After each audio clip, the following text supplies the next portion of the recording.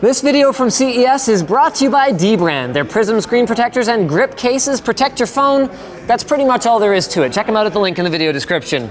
So let me put it this way. This is the Alienware Area 51M. And in the words of our Alienware rep, which if he wasn't such a nice guy who's very credible, I would find very hard to believe, yes, Linus, it has a full Core i9 9900K processor in it. And I went, really? Because everything that I know about size and heat and how much you need to get rid of how much of it a 9900K would produce would indicate that that sort of thing would be basically impossible. And that's even ignoring the rest of the completely over-the-top specs of this thing. So it can be equipped with up to an RTX 2080 Ti graphics card with 6 gigs of GDDR6 memory. That's GDDR6, right? Yes. It's got, what, I'm assuming dual NVMe boot drives and RAID 0. Do you have a 2.5-inch expansion drive in here? Surely not. There's 2.5-inch drive in here? Okay. It's got a 1080p 144 hertz panel, which might not be that impressive today, but it's thin bezel, and there's a plan for later this year to upgrade it to 240 hertz. And they've done all of this within, like, I would say a fairly slim desktop replacement form factor. But it gets even crazier. Because while desktop replacements are kind of a replacement for the performance of a desktop, they have never been a replacement for the upgradability of a desktop, and that is where they really surprised me. They're actually gonna allow me to open this, so I need my toolkit. Where'd it go? Got it. And they're gonna let us crack it open to see how they have achieved upgradable graphics on this machine. Actually, we gotta move over here. So, a couple things jump out at us right away. That's a 90 watt-hour battery. So in spite of the size, we are still getting right up against the limit to what you are allowed to put in a laptop in order for it to be able to be carried on an airplane. There's that 2.5-inch drive bay that we talked about before. They somehow managed to put 4 DIMM slots on the bloody thing, even though with 32 gig DIMMs upcoming, that's not even entirely necessary. We've got M.2 expansion slot right here, number 1, and then I don't see number 2. Here's an M.2.5 something label. I don't know what that's to do with, but I guess we'll find the other one a little bit later. And we've got cooling fans. I think we're gonna have to go deeper. So Dell says I actually won't need help with that because they've provided a handy-dandy little key here for all the screws that I need in order to remove this, what is this called again? Rib cage. The rib cage. Okay, cool. So we need 14 L8s. Here we go. 1. 2. Okay. So now we're pulling off this back shroud here that covers up the rear I/O as well as these incredibly beefy looking heat sinks. So you can see they've got support for their external graphics. Not that there's anything much more powerful than what's already in here. External display, Ethernet, dual power inputs because, hey, that's a thing. Let's go ahead and remove some more screws, get that rib cage off. There we go. So we're disconnecting the battery now. This is an important first step. So we just pulled, this appears to be, what, the display output for the built-in display? I don't know, I'm kind of guessing at this point, but we're actually getting very close to being able to get a better look at where we're going with this here. Okay, so these Wi-Fi antennas, do I need to pop these off? Yeah. It looks like I might be able to, hold on a second, might be able to. This one though, this one's gotta go. Shoop. Hard drive. Okay. This one we're good. This one I'm getting caught, but it's on this. I think we're good on that. This guy's got to go. Webcam. Oh, we're getting close. I can feel it. Oh, this hard drive cable management actually has to come out. There we go.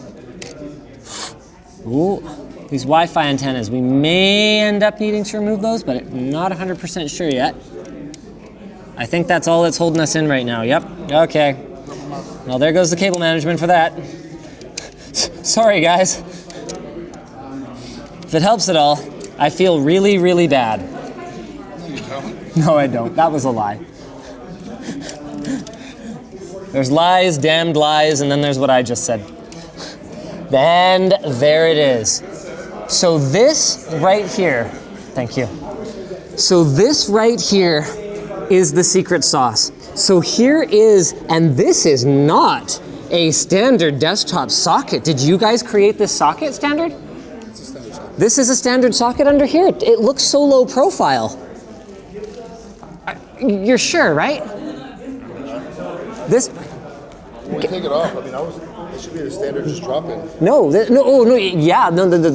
LGA standard, yes. But this retention mechanism, this is not standard. It's a veritable bounty of exciting tech things. So first of all, I don't know what I was expecting. Well, I do know what I was expecting because we've seen desktop processors in laptops before, and typically they have just used the same mounting mechanism as desktop motherboards because it's a lot of work to engineer your own. And Dell actually, the folks that I'm talking to here don't actually know if they made their own mounting mechanism, but I can tell you right now that that is not a standard one. And so that would lead me to believe that it is entirely possible that they have actually created their own hold down for it here. Now the LGA itself, so that's the little socket that the CPU sits into, that is standard. So theoretically, there is nothing that would prevent someone from buying a lower end processor out of the gate and then actually upgrading it down the road. A service that Dell plans to provide either themselves, like you'll have to pay extra obviously, but where they come to your house and install it for you, or as a kit that you can actually do by yourself. This is a really different way of thinking about laptops. You coming out, baby? Yeah, you are. You want to. I got a fan right. Yeah, I got it. All right, here we go. I was totally wrong. So it's just this arm that's been changed. I guess they just wanted to save a little bit of space here. So that is a standard desktop socket, and check this out. So all these thermal pads around here, those are for the VRM, because as you can imagine, cramming the right kind of power delivery for this is Intel has 95 watt processors, and then they have 95 watt processors. Cramming the kind of power delivery you need for a proper desktop CPU into something like this is not trivial. And of course, you're gonna need all of that cooled by the same heat pipes, beefy fans, and beefy heat sinks that you have for the CPU itself. But this right here is the proverbial money shot, because I think that most people over the next few years are not really gonna need to upgrade a Core i9-9900K for gaming. But graphics cards, those keep moving, and that's where you're gonna see, a 30% or 40% uplift in performance generation over generation. That is as long as NVIDIA has their way. And this is the piece that Dell says they would like. Obviously, bad stuff can happen. The spec could change to such a degree that it's impossible, but that they would like to be user upgradable in the future. Now, if you're familiar with notebook graphics, you will already know that this is not an MXM module. So that was the previous standard for upgradable or modular graphics in laptops. But NVIDIA, in their infinite wisdom, is trying to kill it, or not trying to kill it, they have killed it. So Dell actually leaned on the engineering prowess of their precision team to just go, well, if you're not gonna support the standard, then damn it, I guess we'll do it ourselves. So the idea here is that you could remove this with a couple of screws, and not only, you remove this right here, and not only would you be able to change the performance, you could even change the outputs on this thing so you could support future display standards like HDMI 2.1, for example. Pretty flippin' cool. Now all that's left is to leave you guys to put this back together because I've got another appointment. Thank you, guys. Thanks, Linus.